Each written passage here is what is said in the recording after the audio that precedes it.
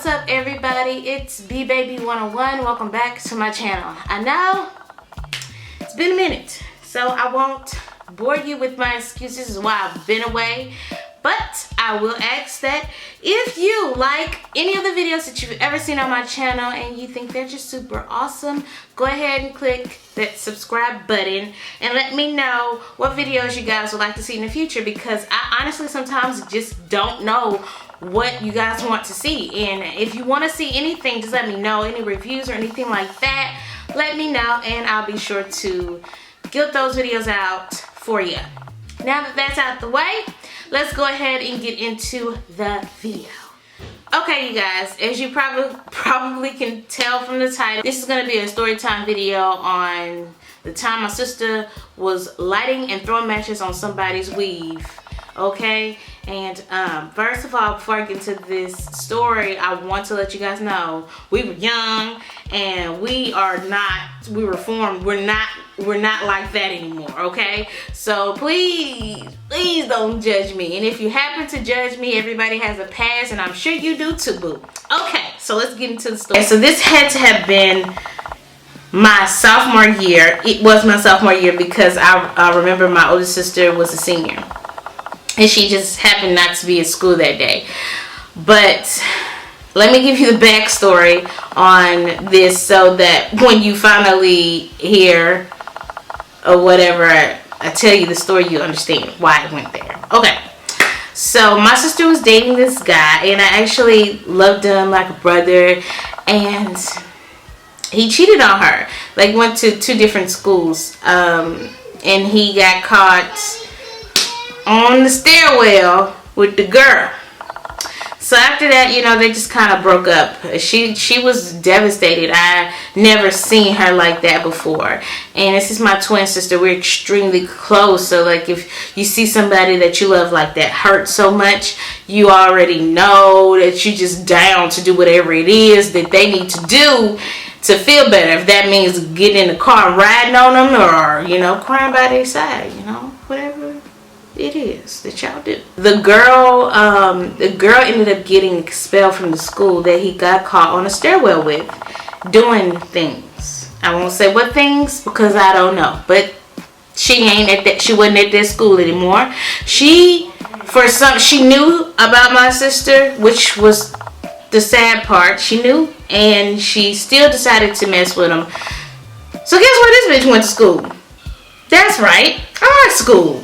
So as soon as she got there, it was just tension, man.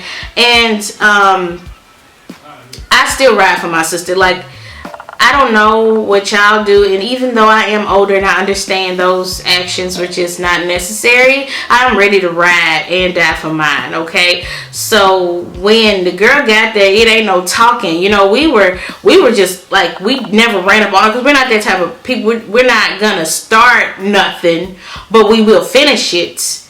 I've always been that person, and I don't care who tells me or says differently because they just don't know me like that. Okay, this girl came to our school, and it just was little things that built the tension to this particular day.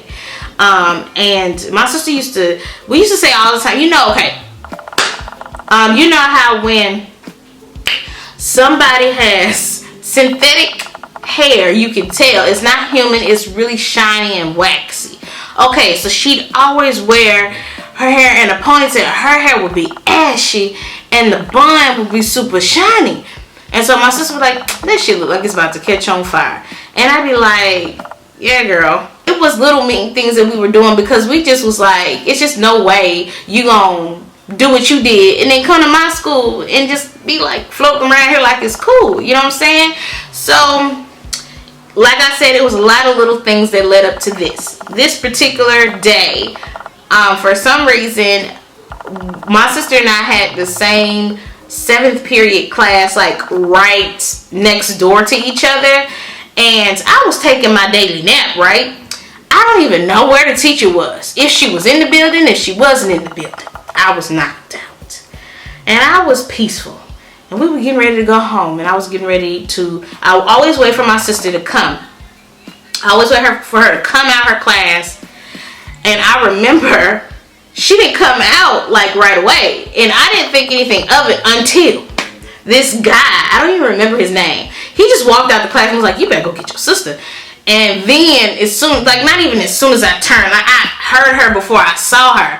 And I know the distress call. It wasn't even distress, but I know what it is. When you hear that voice, you be like, it's going down. Okay? This is not a drill. Get your shit. It's going down. We turned, and my sister said, I'm gonna, I said, oh girl. And the girl came out after her. And so I was like, you know what, Rosin? We're not even gonna do this. We're not even gonna go out like this, girl. Get your shit and let's go. So I'm kind of trying to push her, and the girl's coming at her, and I'm like, yo, you really don't know us like that, lady, because this is a 2-for-1, and the only 2-for-1 you gonna get out of me and her is whooping your ass. I think you better go back. And I gave her warning. I said, I think you might want to move around, because if you sit here, it's a possibility that shit gonna get real. And I don't think you want to know how real it's going to get. So I think you should back up. So, we were on the 3rd floor. And I'm, steady telling my sister, come on. And by that time, everybody's like, oh, it's about to be a fight. And so you see people coming. And about time we got down to the 1st floor, I see a huge crowd. And I have a best friend. He's a guy, and we don't talk as much as we used to, but he's still very much my best guy friend I've ever had.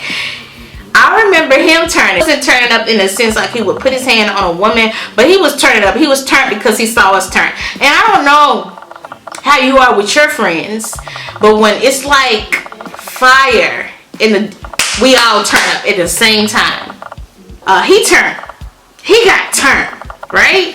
And then one of my other friends, she got turned. So this girl is like really walked into something, but she had friends. She had made friends somehow. She made friends. Quick, girl. I get on the bus, and I remember getting on the bus, and the bus driver saw me and my sister. Now we were very well mannered. We were quiet. We always sat in the front of the bus. We didn't talk to anybody. So when she saw us like that, she was like, I cannot believe that y'all are acting like this. And she was like, I didn't think y'all had it in you. So the whole time she's trying to get the girl off the bus, the teachers and stuff are coming. And I turned my back for 1 minute. I don't even know if it was a minute. It could have been possibly 2. What is this? What is she doing? This girl's throwing, like, don't ask me where she got the matches, but she has the matches and she's striking them and throwing them. Wait a minute, get this real. Okay, so now you're talking about messing up your life because you know it's synthetic. Hair catcher is on fire. Her face could have melted off. You don't know. Why are you throwing matches? So when Rosa started throwing matches, the girl just got really aggressive. So I just thought, okay, so let me just end this now. So I was like, I'm gonna have to go deal with it, because I don't want her going to jail for burning somebody's face off because she was mad that she screwed her boyfriend. So I go all the way to the back of the bus trying to get off like the fire escape or the fire exit, and it was like 2 big ass football players just blocked. Nah, twin, you can't do that. I was like, really? Y'all don't want me to end this? So you don't want me to be great? Okay. For some reason, I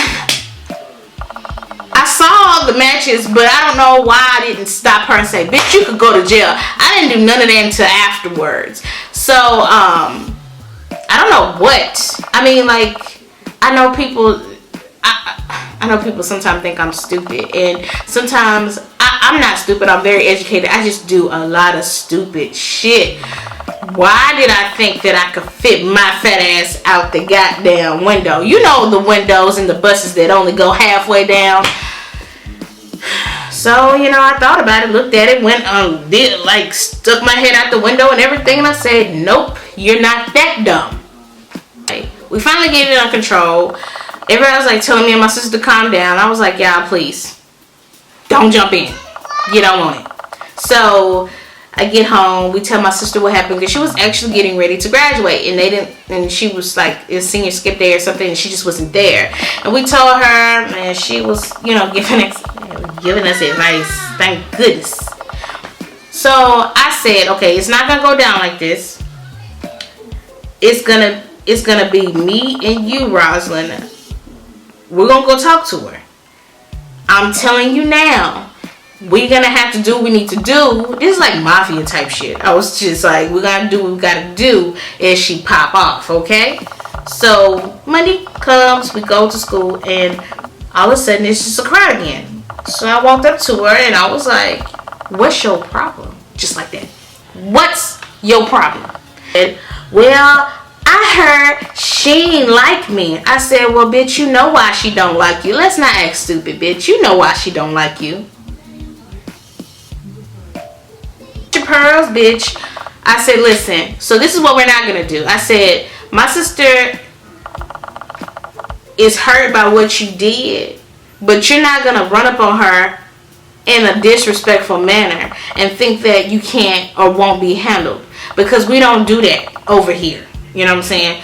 I don't ever jump in anything unless I know that you for sure did some disrespectful shit. Now, you already deserve an ass whooping for what you did. However, in my experience as a grown woman, pausing the story, is my experience as a grown woman, don't ever address the female unless she getting disrespectful and talking outside her neck like she got a death wish. She wrote that shit down, wrote a will down, and sent it to a lawyer's office. Unless she's acting like that, you don't ever address the female, because the female, okay, in this case, she should have got popped. She should have got popped real good, because she already knew about my sister. In any other case, more than likely, if the girl says she didn't know about you, or he didn't tell her about you, you know, at this point, you don't really know who to believe. I mean, well, I guess by default, they both should get their ass whooped until, I mean, it's just like when you was a kid, you know? No one fessed up to breaking whatever was broken. Everybody get their ass whooped. That way I know I got the right one. So maybe that's some really messed up logic, but whatever. Just got to talking, and after that, she was really nice, like really, really, really nice. And I was like, don't be fake. You don't have to be fake with me. We can be cordial. I'll speak to you. You speak to me. You'll speak to her. Matter of fact, they ain't speak really. But you don't really, like, you know how it's not genuine. You know when something's genuine and when it's like really for play and for fake and all that other shit. You just know it's not genuine. So I knew it wasn't genuine, and I just kind of kept my distance. Now, let me get into the moral of my story and the reason why I decided to go ahead and tell this particular story. Listen. Sometimes when you're younger, you just let people get in your ear. It didn't even have to get there.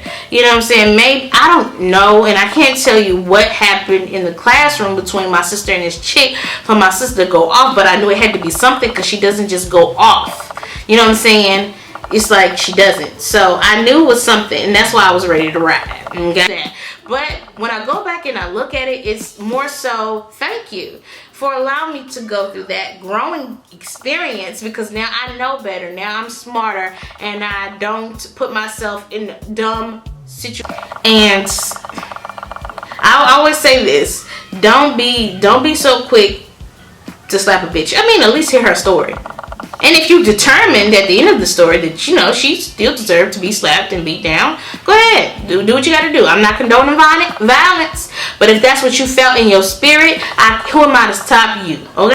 That was my story time. I know it probably wasn't as entertaining. I promise you. I'm probably leaving a lot of stuff out because I haven't been in high school in a long time. So I'm pretty sure there was more to that story. But, yo, I was down, and I'm still down for my sister, for my friends that are really close to me. I think of them as sisters. I stay ready to ride, so remember that. But yeah, like I said, like, comment, and subscribe. I'll see you guys in my next video. Bye.